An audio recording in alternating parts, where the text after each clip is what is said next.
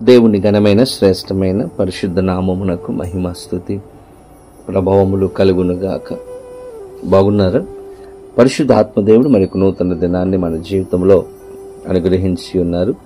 ఈరోజు ప్రార్థన చేసుకుని ప్రభుని వాగ్దానమును పొందుకుందాం. తలలు వంచండి. ప్రార్థన.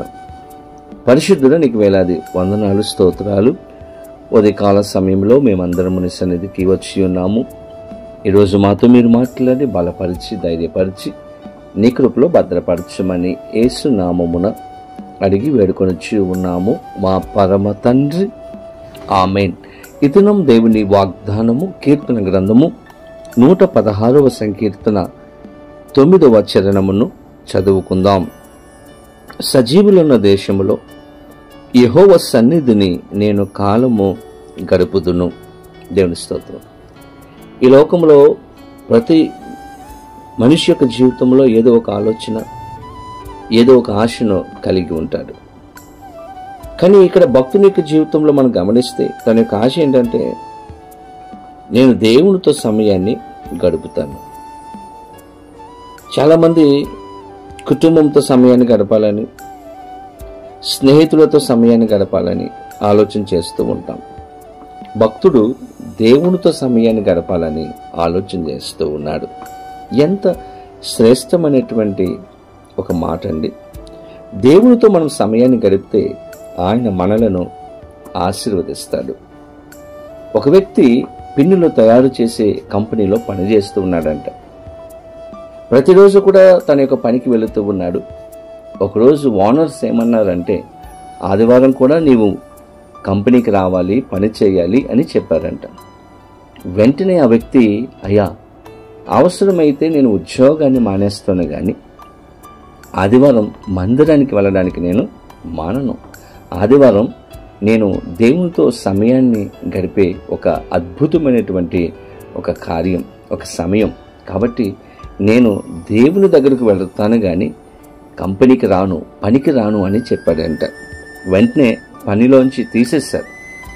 ఇంటికి వెళ్ళిపోయాడు. ఆ రోజు ఆదివారం మందిరానికి వెళ్ళి ఇంటికి వచ్చిన తర్వాత ప్రార్థన చేసుకున్నాడు. అయ్యా, నేను చేసే కంపెనీలో నన్ను ఉద్యోగంలోంచి తీసేశారు. కారణం నీ దగ్గరికి వచ్చానని, నాకు సహాయం చేయి, ఇప్పుడు నీవే నాకు దిక్కు అని ప్రార్థన చేశాడు. వెంటనే దేవుడు అతనికి ఒక ఆలోచన ఇచ్చాడంట. నువ్వు ఏ కంపెనీలో పనిచేస్తున్నావు? పిన్నులు తయారు చేసే కంపెనీలో పనిచేస్తున్నావు.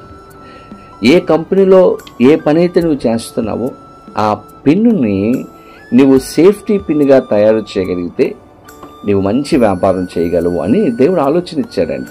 వెంటనే ఆ యొక్క పిన్నుని తన మనసులో పెట్టుకొని సేఫ్టీ పిన్ ఎలా తయారు చేయాలో ఆలోచన చేసి అది తయారు చేశాడంట.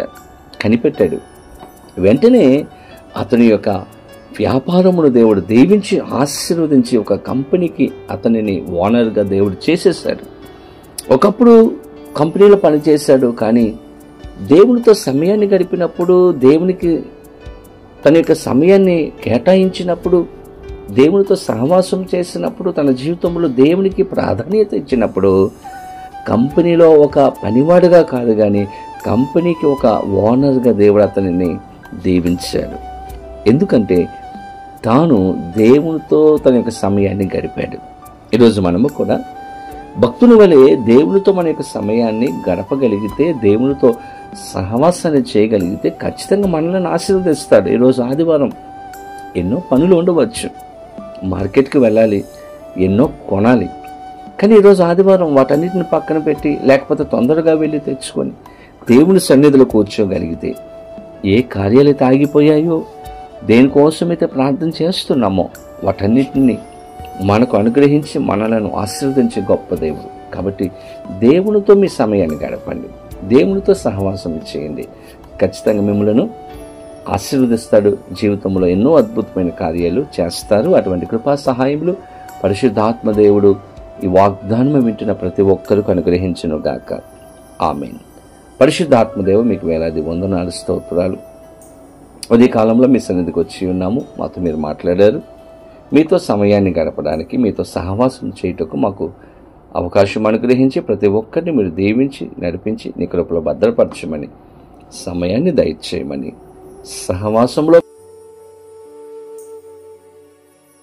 ఉండడానికి కృప చూపించమని యేసు నామమున అడిగి వేడుకొనిచూ ఉన్నాము మా పరమ తండ్రి, ఆమేన్. తండ్రి, కుమార, పరిశుద్ధాత్మ త్రియేక దేవునికి దీవెన ఆశీర్వాదము సదాకాలము కలుగును గాక. ఆమేన్.